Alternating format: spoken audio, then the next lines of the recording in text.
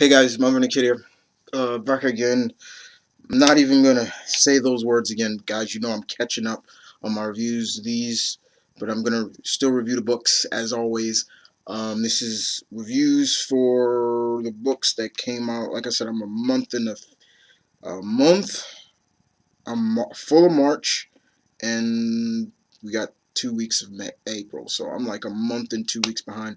But these books, this stack right here, is the books that came out for the month of what was it? That would be February. Yeah, still February. Yeah, like I said, uh, books that came out. I think the 17th or the one of the. I know it's one of those weeks. I know there was a big week in February. But let's get right into these books. I got Marvel, some DC, indie.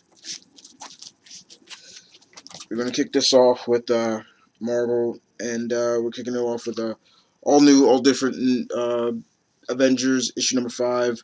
Um, Get out, Ms. Marvel. You're no longer an Avenger. Digital copy. Yeah, what happened to all my code mongers? I mean, I used to pump out the codes, but I think now what I'm gonna do is I'm gonna make a list on my Google Drive, make out all the books, and have their digital codes, and I'm gonna share it. And anybody that wants it, I'll just do that. But anyway, this book, Wade continues to shine, in my opinion, with this title. Yes, this is legit. Kamala gets booted off the Avengers team, but there's more to it than that. It has to do with Vision. Like, I've read what has gone on, not but, and even though this is old, still gonna play it like it's new. What the hell is wrong with him now? Like, he's just flipped. And he's playing them like it's like the Vision is playing a game of chess, and he's easily weaning out the weak pawns in a sense. It was good to see Equinox, a character from the Avengers Initiative that we haven't seen him in a while, but he was a future version. But other than that, this was not bad, not bad at all. All right, moving on to all new Wolverine number 5, Taylor Lopez. Oh man, this was good. Taylor has just been killing it on this title. It is always good to see Janet Van Dyne, the original Wasp. Now that she kind of owns all of Hank Pym's laboratories and things like that. They need her help, to get inside of one of the clones to battle these nanites. Uh, a lot of micro-size adventures between Laura and Janet, and something goes down with one of the clones. Even though this is a month old, yeah, I'll spoil it. Yeah, one of them is dead, but her lasting words kind of resonate with Laura, and basically she says, don't hold back now. Make the people that did this to me pay. And Janet's like, look, I'll help, but I'll call in some friends, and fortunately, Wolverine's like, no, we don't need your friends. This is our problem. This was good. And continue to be good. All new X-Men number 4. Hopeless Bagley's artwork. One of my boys, Bagley. Um, this definitely, it's funny because how Taylor writes Laura, and compared to how Hopeless writes back Laura, it's almost like Laura is almost in this feels like a extreme extremist freak. Like she gets off on rushing into battle, and Warren's like really concerned about that. Like, you just rush off, we're a team, because this form of they globe trot around the world to helping people, and I like that. And we get to see the Blob once again, and it's kind of funny because I remember the Blob. Once again, a little bit of retconning. I guess the Blob has regained his mutation or so or whatever. Because I remember Blob being dead. I thought he was dying. I thought he was one that lost his mutation. He was just lost all his, and he was just skin, and it gave him cancer. But I think they cured it. I'm not sure. Can't remember. Anyway, seeing Laura in this with the Blob, fuck.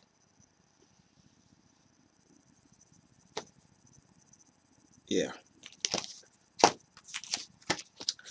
All right, Black Knight #4. For all those who don't know, this is the first book out of the all new, different Marvel that has been canned. This was the first. There's one more issue to go. I have it. I'll get to it in another review. But in this issue, the Avengers are still trying to deal with what to do with Dane.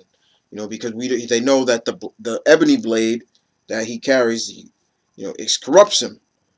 But we get to see, it was really interesting to see how loyal his people, the people of New Avalon, are to him, and they literally hold the gun almost to the Unity Squad's head, and it's like, look, yeah, we know that he's kind of corrupted, but we are his shield. He what he's done for Weird World has helped, and things like that. You don't know what he's, and Cap, Steve, and them are understand their sympathy, but they're still like holding a gun to their head, like, okay, if we don't get him back, then we're gonna kill. They have an expert of the ebony blade with them, and it's really good. You actually see how Dane, how he's speaking to, I guess, to one of his predecessors, his ancestors, who was also a Black Knight, and just kind of scary. It's just like, man, he's kind of losing it, you know. But by the end of the issue, we get to see there's a kind of a steady agreement for Dane and the Avengers. However, Dane can't have the ebony blade. He can still rule, but he can't have the ebony blade. Steve has it, but Dane knows that the blade is corrupting even the great Steve Rogers, and even just by looking at him, he looks fine, but he knows it. He's like, yeah, it's corrupting you, Steve. I could tell. And the next issue, it looks like, yeah, Dane was right, and yeah, I'm not gonna spoil that for you yet.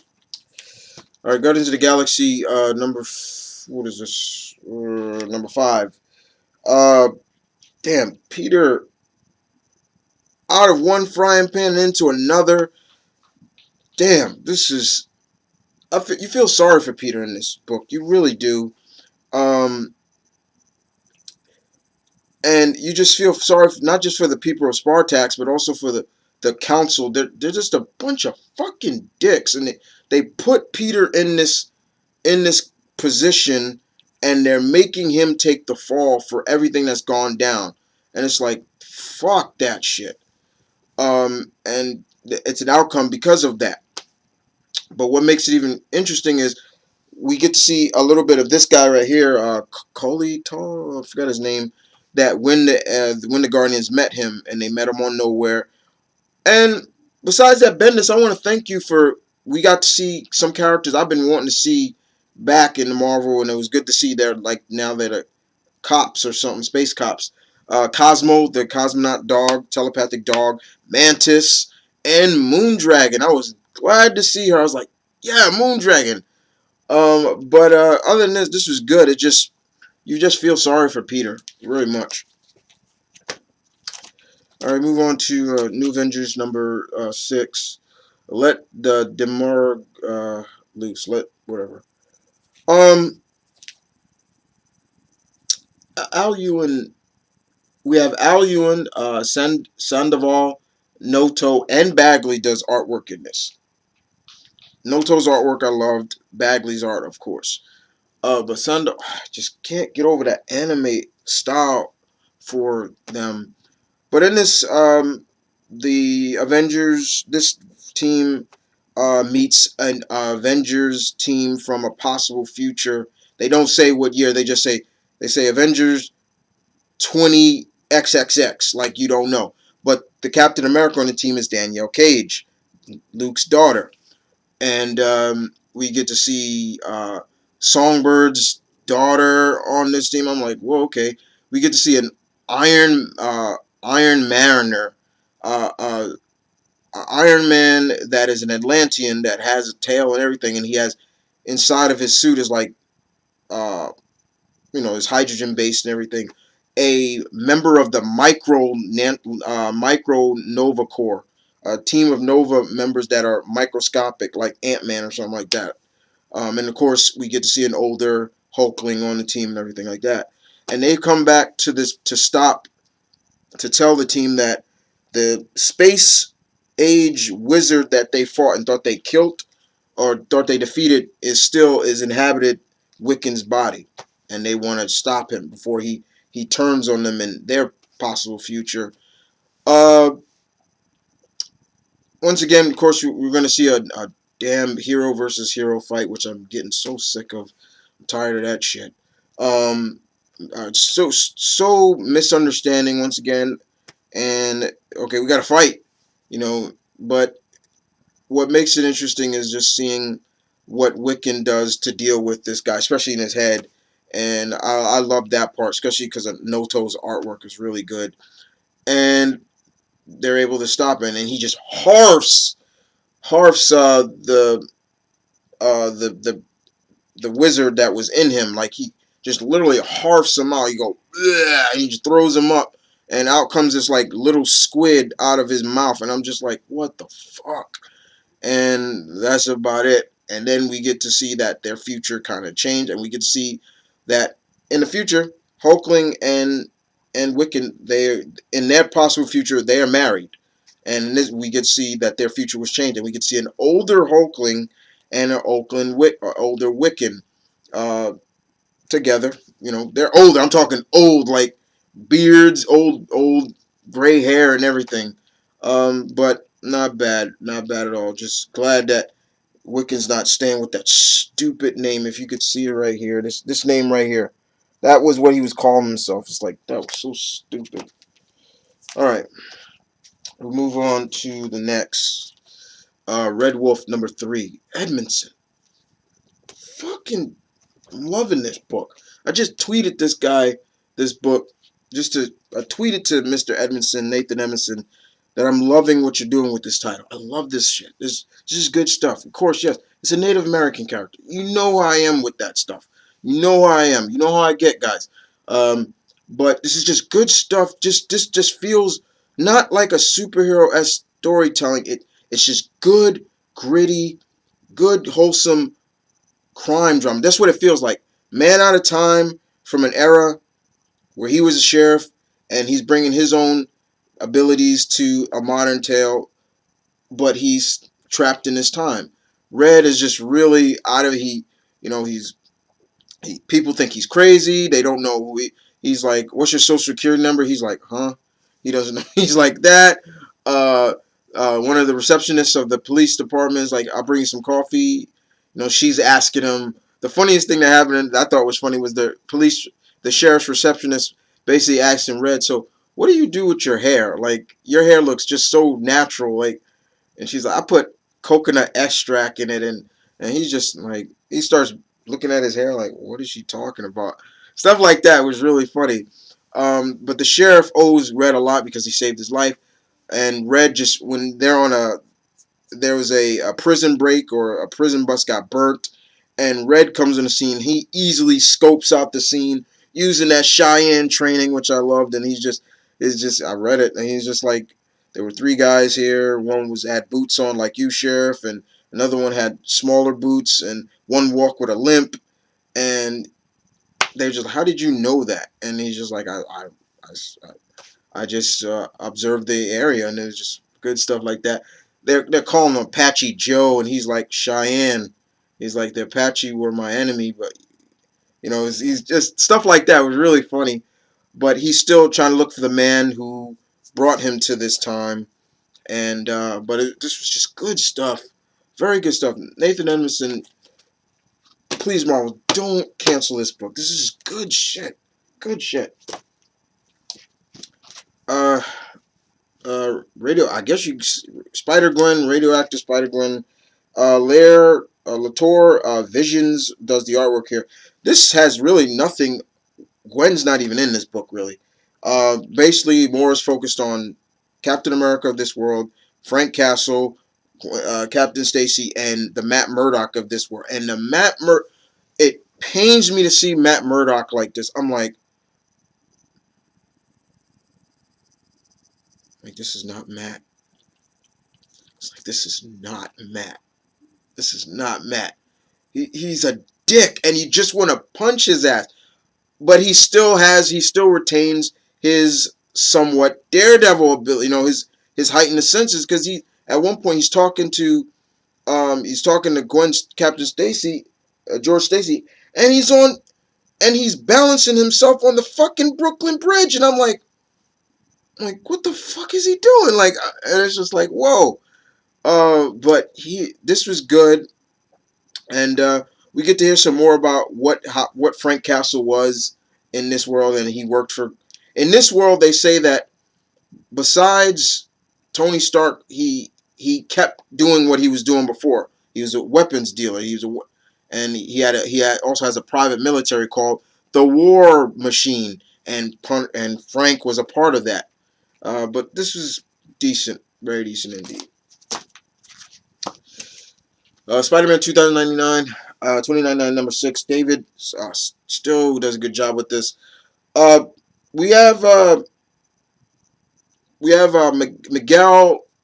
One of the people that Miguel works with is exposed to the Terrigen mist, and of course anybody who has signs of inhuman genes in them, they expose to Terrigen. They go through Terrigenesis. Of course, they get scooped up in a cocoon and things like that.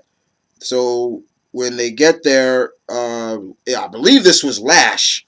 Lash appears and takes the cocoon. Miguel gets involved, and there's a fight that deters all over the globe, and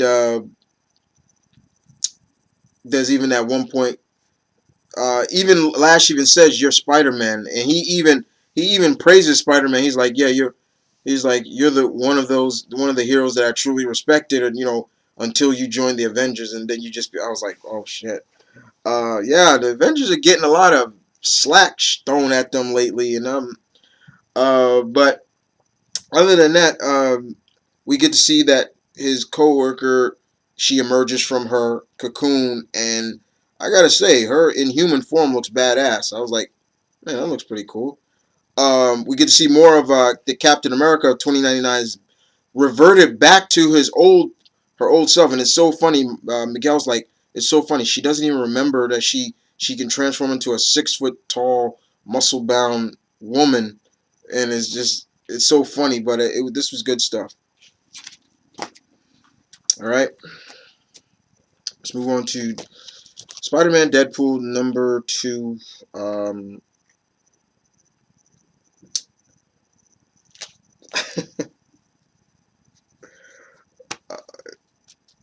Like I said, guys, don't read a lot of Deadpool, but you get who they got on this. I'll read it. And I like Ed McGuinness's artwork. It's not that bad, but in this book, Wade at one point goes after Peter Parker, and Miles and Peter. You just see Miles and Peter beating the hell out of Wade, and just like, and they're just like, he's your boss is an asshole, blah blah blah, and he's like, Peter didn't do this. And we get to see some shit in here that just is like, what the fuck? But good stuff. This is just good stuff. It was good to see Wade's wife, actually. His wife. Yeah, you gotta remember, Wade is married, so yeah, but and she's a freak too. That's the way I look at it. Totally awesome Hulk this is number 3. Pac, Frank Cho artwork, yeah. Amadeus fighting Fing Fang Foom throughout this whole issue, and we get some more backstory on what's going on with Bruce.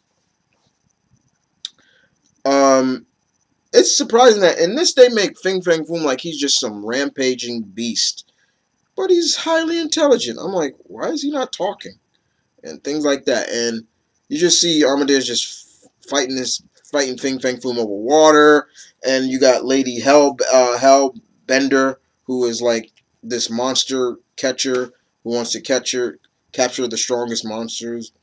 Get some more backstory with Amadeus and the Hulk, and they're fighting over Hawaii, and Amadeus is just doing all he can to make sure Fing Fang doesn't wreak too much havoc. And it was fun. This was fun indeed.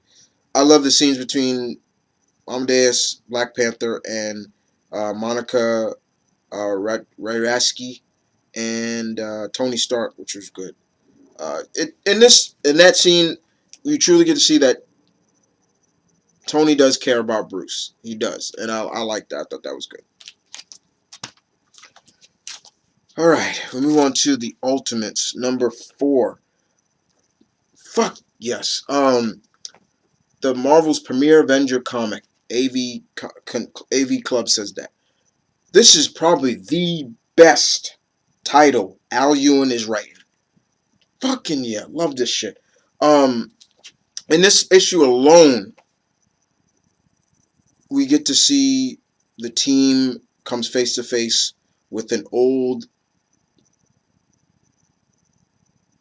familiar face from Adam Berkshire, aka Blue Marvel's past. His old friend, Connor Sim, the Anti-Man, who, if you read Blue Marvel's miniseries, you'll get more into it from there. And he's the man that killed Adam's wife.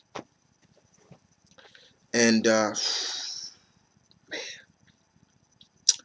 was just good. You really felt for, because this team was put together to help do the impossible, and you just see Adam just like he is just so fucking pissed. Like he's like, I don't want to save you. I can't forgive you for what you did to my family.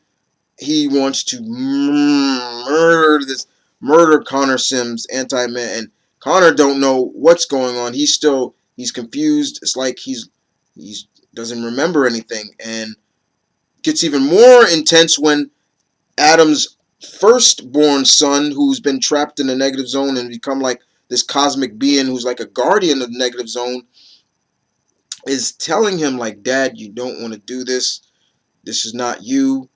And it's real a tearjerker. You if you have kids, or you lost your wife, or just lost somebody that was very important to you, you can really get behind Adam Blue Marvel in this, and it's just like he, and then that ending with somebody I haven't seen in a long time in Marvel, especially in Cosmic Marvel, talking to Galactus, who now is not called the Devourer anymore. Remember, they cured Galactus now. Now he's the life bringer. So he brings life instead of takes it. And it's just like, ooh, good shit. This is the best title that Al Ewing writes. Anything else Al Ewing writes right now, this is easily overcompensated by this title. The winner. All right, let's move on to DC. A DC IDW crossover. We're on Batman Ninja Turtles number 306. Yeah, I can.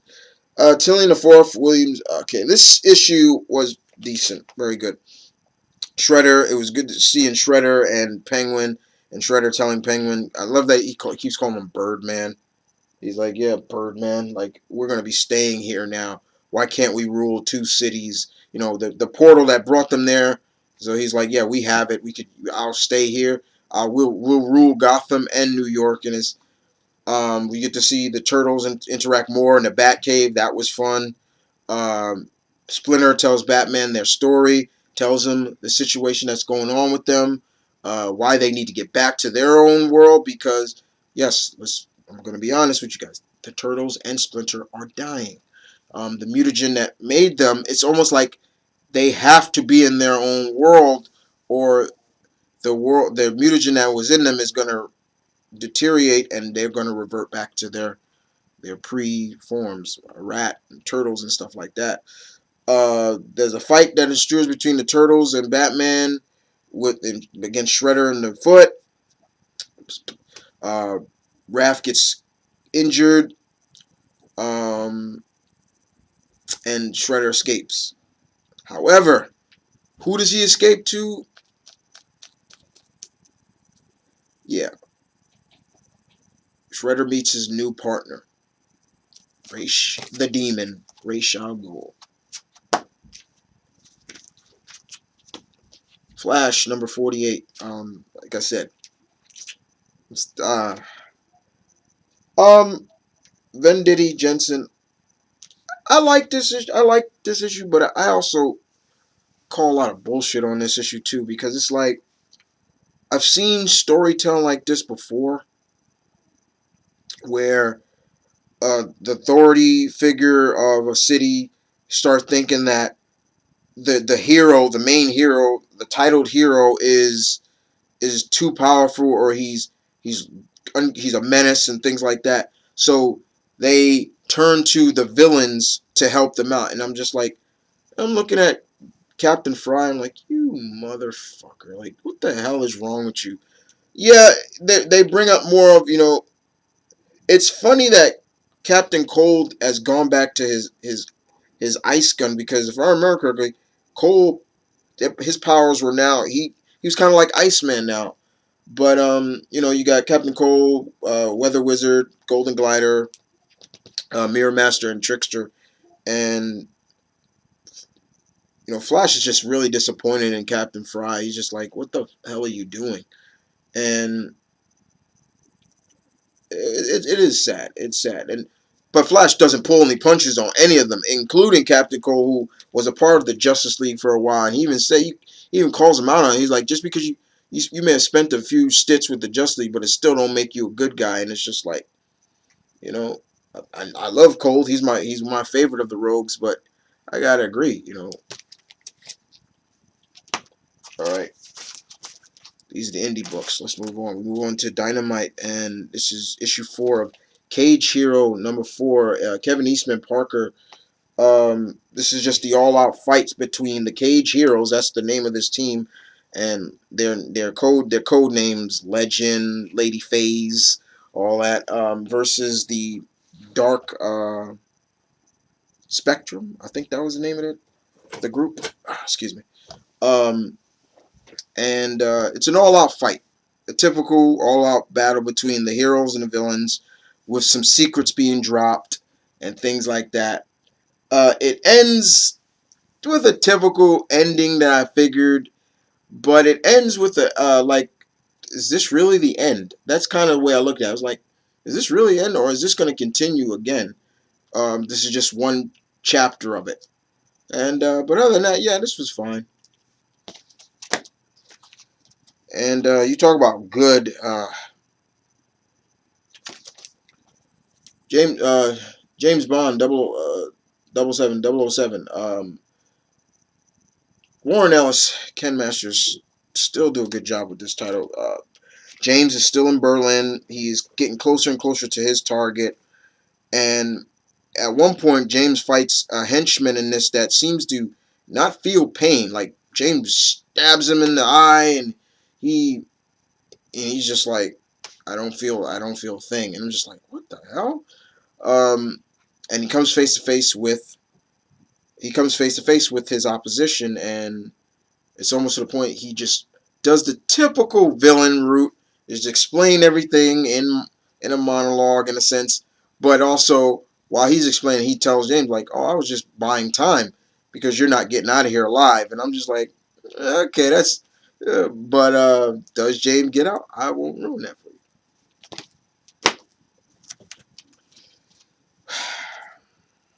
David Walker, back again. Dynamite Comics.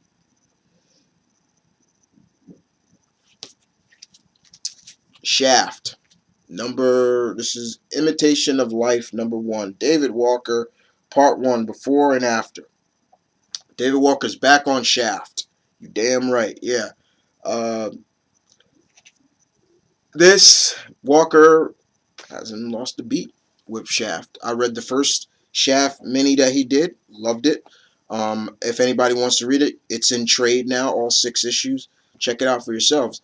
But it is a series that is not for kids. I mean, it goes to those places, and this David Walker continues with this where it goes. In this issue, we get Shaft is really he kind of goes on a lot of monologuing about he keeps this beast inside of him tamed. You know what I'm saying? Like after he got out of Vietnam, he talks about he made his first kill when he was 20 years old, and how the city changes him, and he's trying to re-enter society. So he takes this case.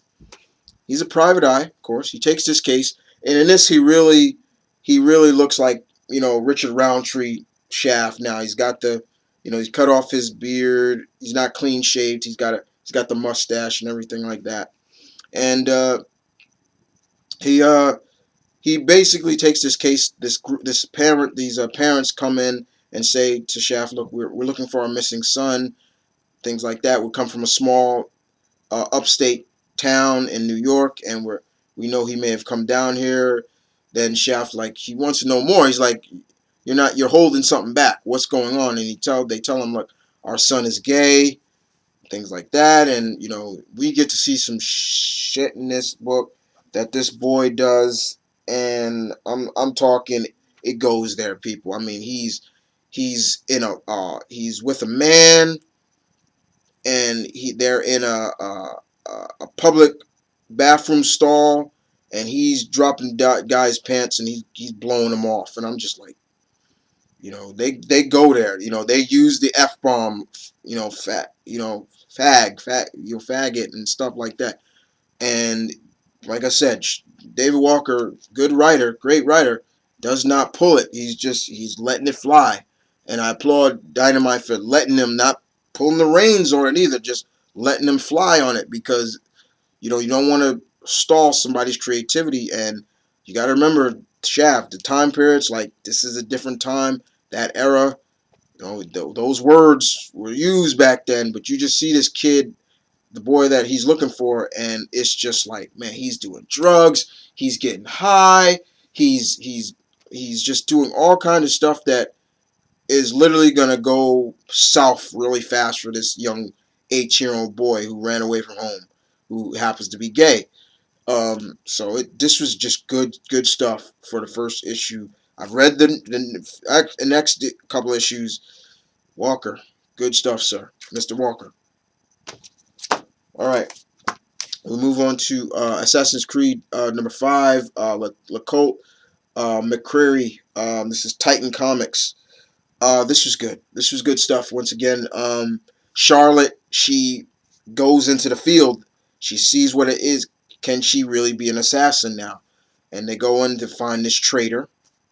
And just just a lot of different stuff that you just really feel bad for, especially Charlotte, who's really she's really kind of questioning, like, are the assassins the good guys? Why do they hide a lot of stuff from me? Things like that. She killed somebody today. She even talks about, I killed this man. He was really innocent. He had asthma, and I tied his face up and everything, and it was just like, man, But this was good, very good, just good stuff. Stuff that we don't get to see anymore in Assassin's Creed because they don't do the modern stuff anymore. But this was good. All right, last book for this pile. Udon. Move on to Udon Comics with Street Fighter Unlimited number 3. You got Ibuki and Hikarin on the cover. And Genzo's artwork for these covers is just beautiful. Ever heard of Genzo? Good artist, very good. Ken Soon Cho and Joe Neg does the artwork inside. So we get to see that Chung Li has been captured by Vega, and puts Chung Li in that black dress that we've probably seen her. You probably see images of her in like a black dress where her them lovely legs of her are showing and things like that. Well, she's in it, and Vega's just a creep in this. It's just like, fucking creep. Like, um, in the meantime, we have Ryu going to Master Retsu to find help because he's feeling lost because the Satsu no Hado is, feeling it. The dark Hado is taking over, and he still has the remnants, the scar from that hole when he's evil Ryu now. They got it like he has a hole in his chest, and you can see it right there, the scar of it, and he's really lost without Master Goken, and that's one side story. Then we have the main story is just Guile, Cammy, and Alex come to, after the information they got from Balrog, come to Vega, and Vega was doing this really sick shit. Like he was like, I'm an artist, so he had these like big brawlic thug like characters. Guys come and try to beat him up, and he's entertaining people by cutting them, and it's just like fucking Vega. It's just like, and these people are applauding this shit too. It's like, it's not like they're like, oh my god, oh no, they're like, oh my god, he's so great. He's a true artiste. I'm like, fucking high society freaks. It's just like, and when they get there, Vega allows Guile and the group to come in, but he's actually playing them because we see Vega clones. And I'm just like, wait, Vega got clones? And then next Cammy is able to hurt one of them, and then you see what really is shown. And then we see what he is. Remember the character from Street Fighter 3? Mr. 12 is in this. And I'm like, ooh, I thought that was cool. And then we get to see that the secret society that Vega is working for, also ran by under, the Gil and his brother Urine are there. But this was good stuff. This is really good. The ending is really good, especially what Ryu sees at the end. I'm not gonna ruin that. Even though this book is old, I'm still not gonna ruin it. The backup story was cool too between Karin and Ibuki. They're just fighting all over the place in moving cars and everything like that. And then Karin's like, yeah, okay, you're good, but we're gonna get to know each other better because we're gonna fight every day, 10 times a day. And it's just like, Karin is sick, and Ibuki's like, oh my god. But this was good. The Street Fighter series has been good. I've got more. I read the origin of Nash was really good. I'll get to those. I'll get to those in another review, guys. I promise. But that's it for this review, guys. Stay with me, guys. I'm almost caught up. I'm almost officially caught up on my books. But like I said, I'm pushing out as fast as I can. But other than that, guys, take care. I'll start setting up for the next review. Just when I record it, things like that. But other than that, you guys take care, and I will see you guys next time. As always, peace, peace, peace, peace, peace, peace, peace, peace, peace, peace. Peace, peace, peace, peace, peace, peace, peace, peace. Yeah.